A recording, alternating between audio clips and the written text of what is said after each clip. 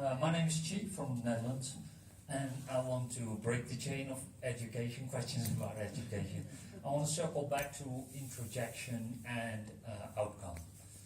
I read a paper, 2005 I guess, with Rolnick, and was about motivational interviewing in SDT.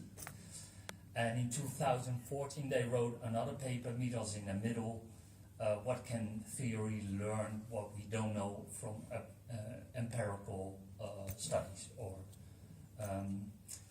and I had a problem with that. I have a beef with motivational interviewing in general, because of introjection and outcome, and I want to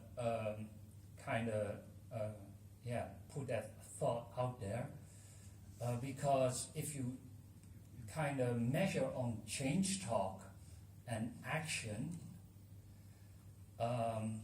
anybody who's introjected, regulated, will pass the test for motivational interviewing.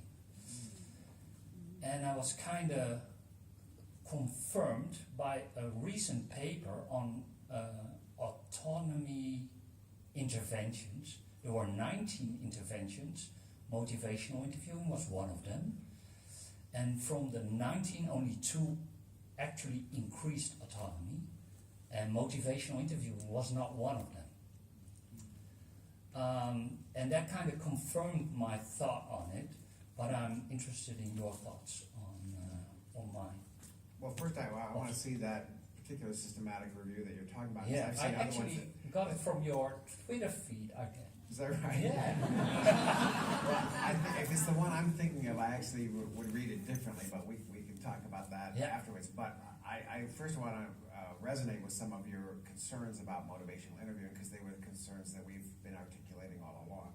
So that first paper you alluded to that Rolnick wrote, I mean, I was a co-author on that paper, and part of our point was motivational interviewing could use a theory underlying it, and part of my thinking in that was it could use that self-determination theory in particular, so it could avoid some of the traps that are easy to enter into when you use motivational interviewing. So motivational interviewing, for those of you who don't know a lot about it, is a technique that was invented by Miller and Rolnick. It was originally applied in addiction disorders, and it really came out of what I would call their Rogerian framework, or client-centered framework. And so the original idea in motivational interviewing was to really inquire with a person, for instance, who had issues with alcohol, into their motivation for change, and to try and find out, from them, what was the things that would lead them to be wanting to change, and what were the things that might be in the way of change, so that they could come to a set of choices and decisions about what to do. To me, the original intent of motivational interviewing was never to get people to do a certain thing, but it was rather to help them come to a real choice about what to do.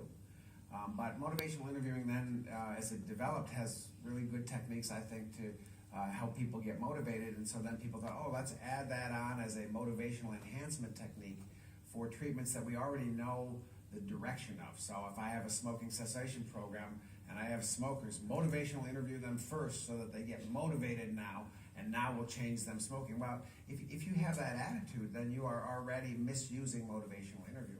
You're already not doing it in a way that supports autonomy. And I fear that motivational interviewing has gone down a bit of the wrong track by switching over to the notion of change talk.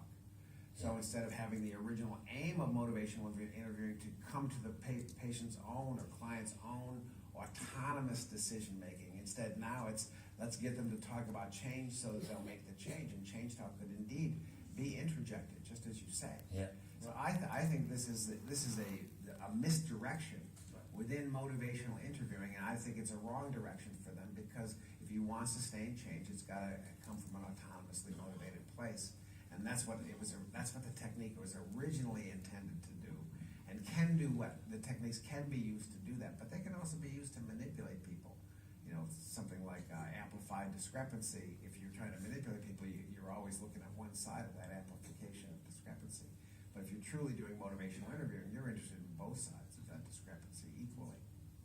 Actually, adding to what you were saying, at some point I was at a conference in Brussels where Rolnick was giving a talk, and so he showed a video of a person who expressed change talk, and what he said is, I should quit smoking. And so I raised my hand after the video and I asked asked, like, okay, would you consider it as an adaptive form of change talk? It seems like a more controlled form of self-talk. And he said, like, okay, there's a certain guy, Van Steenkiste, who says that. I happen to be the guy who was asking the question, he didn't know that. And so I fully agree. I think change talk is just a manifestation of an underlying process of need satisfaction. And if it occurs smoothly, I think there will be autonomous change talk being expressed, and other moments more controlled forms of change talk. Also, another thing I think about MI is, to what extent is there actually a possibility for not making a change out of autonomous reasons? Is that an option on the table there? Because I think from an SDT perspective, if the person comes to the decision after reflection to not make a change, well, maybe that's a meaningful outcome by itself. And of course, if you're just going to evaluate our therapeutic techniques based on the results, the number of people that make a change, well, really, I think you're missing there these people who would be considered dropouts, but I think they have good reasons not to start or to disengage from change altogether. And so that means we need to open up the way how we think about what is an effective therapy. It's not just about the result of making change, but also the more autonomous underlying reasons either to change or not change whatsoever. And so I think on that point we make it, that's different from MI. You know, there's a guy named Stinkis who's written a paper on that.